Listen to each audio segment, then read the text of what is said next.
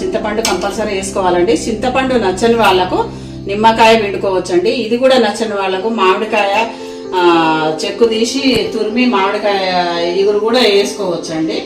ఇప్పుడు చూడండి, నేను అన్ని మొత్తం కొంచెం సేపు ఉడికించాలండి. ఆకుకూరలన్నీ ఫస్ట్ జీలకర్ర వేసుకోవాలండి. కొంచెము జీలకర్ర వేసుకున్న తర్వాత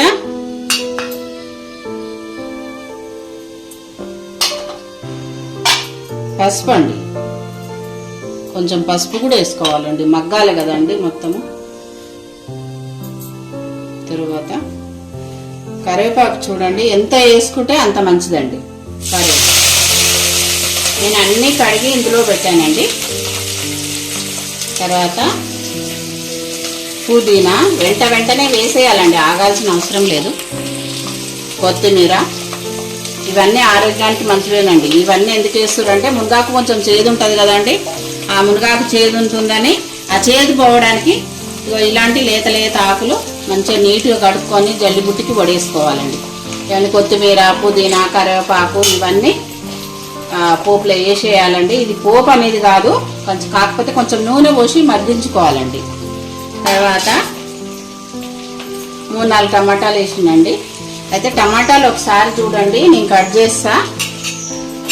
ఎలా అంటే ఇప్పుడు ఇట్లా తీసినాం కదండి, తీసినప్పుడు లోపల ఈ వైట్ది గట్టిగా ఉంటుందండి, ఇది తీసేయాలండి. ఇది ఉడకదు, పచ్చళ్ళలో కూడా పడితే బూజు వచ్చే అవకాశాలు ఉంటాయి. అందుకు ఇట్లా తీసేసి నీట్గా, ఇప్పుడు ఇందులో ఏం లేదండి ఉడకపోవడానికి, నేను నీట్గా కట్ చేసి వేసుకోవాలండి. ఒకటి కట్ చేసి చూపిస్తున్నాయి, ఎందుకంటే తెలియక అట్లనే ఈ బొడ్డు లాంటిది ఉంటే బాగుండదండి.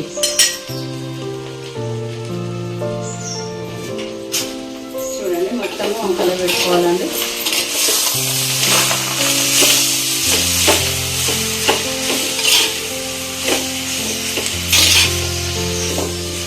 ఇదంతా మగ్గిన తర్వాత మళ్ళీ చల్లారాడాలండి, మొత్తం చల్లారాలి.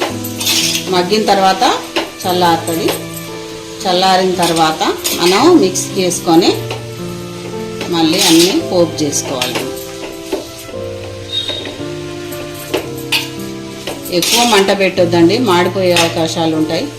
ఉప్పు అయినా కారం అయినా మనం టేస్ట్ చూసి వేసుకోవాలండి. ఎందుకంటే ఉప్పు ఎక్కువైతే తినలేమండి, తక్కువ వేసుకుంటే మాత్రం మళ్ళీ కలుపుకునేదానికి అవకాశం ఉంటుంది.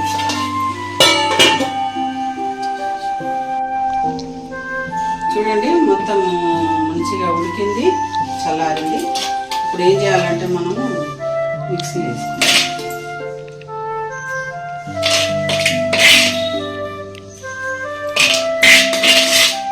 మిక్సీ వేసుకున్నాం కదా,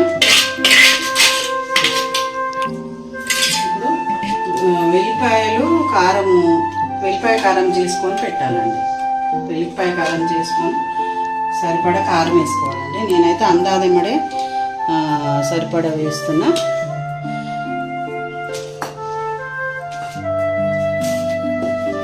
చింతపండు అండి,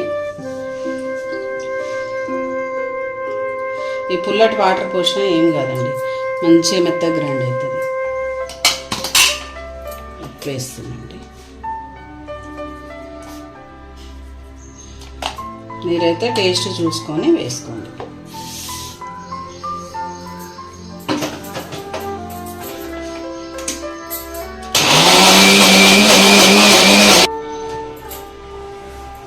చూడండి, నీట్గా మంచిగా గ్రైండ్ అయ్యింది.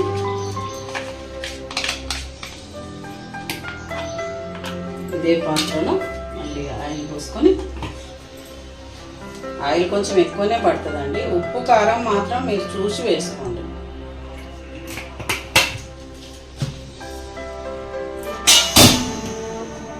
కొంచెం ఆయిల్ వేడి కాగానే జీలకర్ర వేసుకోవాలండి.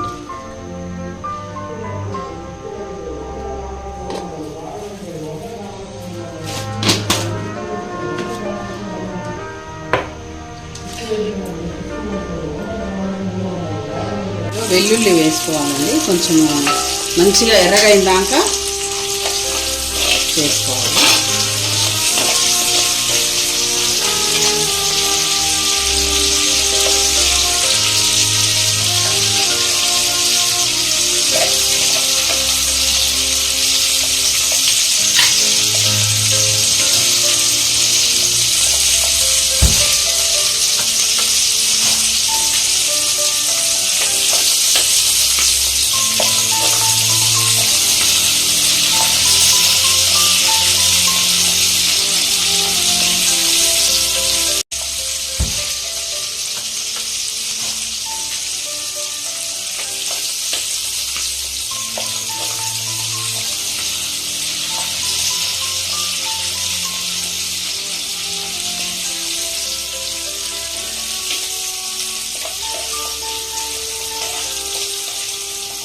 ఇందులో రెండు మిర్చి కూడా ఒక 2-3 వేసుకోవాలండి.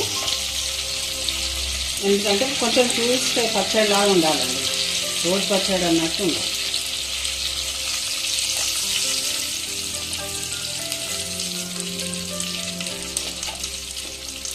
మునగాకు పచ్చడి చేయొచ్చు, మునగాకు పొడి కొట్టచ్చు, మునగాకు ఫ్రై కూడా ఉంటుందండి. మేమైతే ఒక వారానికి ఒకసారైనా మునగాకు పొడి కొట్టుకొని డబ్బలో పెట్టుకుంటామండి. మీకు అది కూడా చూపిస్తాను నేను. వెల్లుల్లి అయితే మంచిగా ఎర్రగా అవుతున్నాయండి. ఈ ఎర్ర కాగానే ఏం చేయాలంటే ఇక 2-3 మిర్చి వేసేయాలండి, లేకపోతే పచ్చి వాసన వస్తుంది. ఇది మళ్ళీ బూజు వచ్చే అవకాశాలు ఉంటాయి కాబట్టి కొంచెం ఎర్రగా అయినాక వేపాలండి.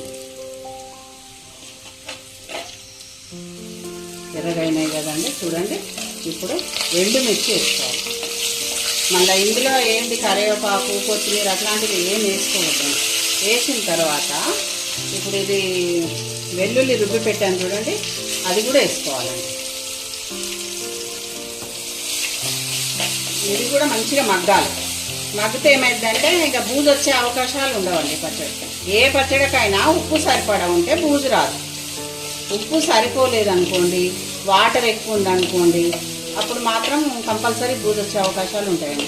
బయట వారం 10 రోజులు ఉంటుందండి, ఫ్రిడ్జ్లో పెట్టుకుంటే 2-3 నెలలు ఉంటుంది పచ్చడి. చాలా బాగుంటుందండి, ఆరోగ్యానికి చాలా మంచిది. మీరు చేసుకోండి. ఇది నా వీడియో చూసిన తర్వాత మీరు ఇంట్లో ట్రై చేయండి. ట్రై చేసి ఎలా ఉందో మళ్ళీ నా కామెంట్ రూపంలో తెలుపు. చూడండి, కొంచెం పసుపు వేసుకోండి. ఇంకా అంతేనండి. ఇప్పుడు పచ్చడి వేసి ఒక 5 మినిట్స్ మగ్గించుకోవాలండి. ఎందుకంటే మనము ఇది వేసినాం, చింతపండు వేసినాం కదండి, కొంచెం వాటర్ తోటి ఆ వాటర్ కూడా ఇంకిపోతుంది.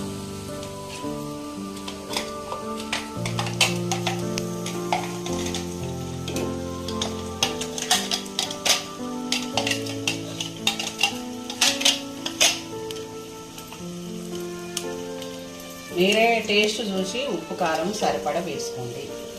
ఎందుకంటే ఇప్పుడు నేనైతే అందాజ వేసినండి. చూడండి, స్మెల్ కూడా అద్దరిపోతుందండి. సిమ్లో పెట్టండి మంట, ఇంత సిమ్లో పెట్టాలి. ఒక 5 మినిట్స్ ఉడికించాలండి. 5 మినిట్స్ ఉడికితేనే ఇందులో ఉన్న వాటర్ అనేది పోతుందండి. మీకు ఆయిల్ కావాలంటే పచ్చి నూనె కూడా మళ్ళీ పైనంగా పోసుకోవచ్చు. అయిపోయింది, చట్నీ అయిపోయింది. వేరే బౌల్లోకి మనం సర్వ్ చేసుకుందాము. ఇది 1-2 నెలలైనా ఉంటుందండి చట్నీ.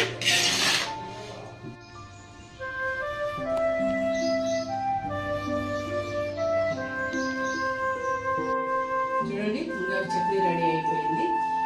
ఇది ఆరోగ్యానికి అయితే చాలా మంచిదండి. నా వీడియో క్లిక్ చేయకుండా చూడండి. చూసి మునగాకు మీరు ప్రయత్నం చేయండి. చేసి ఎలా ఉందో నాకు టిప్ చెప్తాను అన్నాను కదండి, అది ఇప్పుడు చెప్తాను. మలబద్ధకం ఉన్నవాళ్ళు పావుసేరు పాలు కాగిన పాలల్లో ఒక స్పూన్ వామ వేసి బాగా మసలబెట్టి నైట్ డిన్నర్ అయిన తర్వాత పడుకునే ముందు తాగండి. మోషన్ ఫ్రీ అవుతుందండి. అట్లా కూడా కాలేదనుకోండి, మీకు వామని మిక్సీకి వేసి ఒక 1/2 స్పూన్ పావుసేరు పాలల్లో కలుపుకొని వేడి చేసుకొని తాగండి. అది మాత్రం కొంచెం ఇబ్బందికరంగానే ఉంటుంది. పొడి వేసుకొని తాగాలంటే అవసరం కోసం తాగాలి కదండి. తాగండి. రిజల్ట్ ఎలా ఉందో చెప్పండి. ప్రాబ్లమ్స్ ఉన్న వాళ్ళు ఇదొకటి, ఈ టిప్ అయితే చాలా మంచిదండి. ఆరోగ్యానికి మంచిది. తర్వాత మోషన్ కూడా ఫ్రీ అవుతుందండి. నేను ప్రతి వీడియోలో ఒక టిప్ చెప్తున్నాను. ఇప్పుడైతే ఒకటి చెప్పిన. ఇంకా అందరూ క్షేమంగా ఉన్నట్టే కదండి. నా వీడియోను వాచ్ చేస్తూ తర్వాత లైక్ చేయండి, షేర్ చేయండి, ప్లీజ్ సబ్స్క్రైబ్ చేయండి. సబ్స్క్రైబ్ ఎందుకో తక్కువ వస్తుంది సబ్స్క్రైబర్స్. దయచేసి చేయండి, సబ్స్క్రైబ్ చేయండి. ఇప్పటికీ నాకైతే చాలా సపోర్ట్ ఇస్తుంటారు మీరు.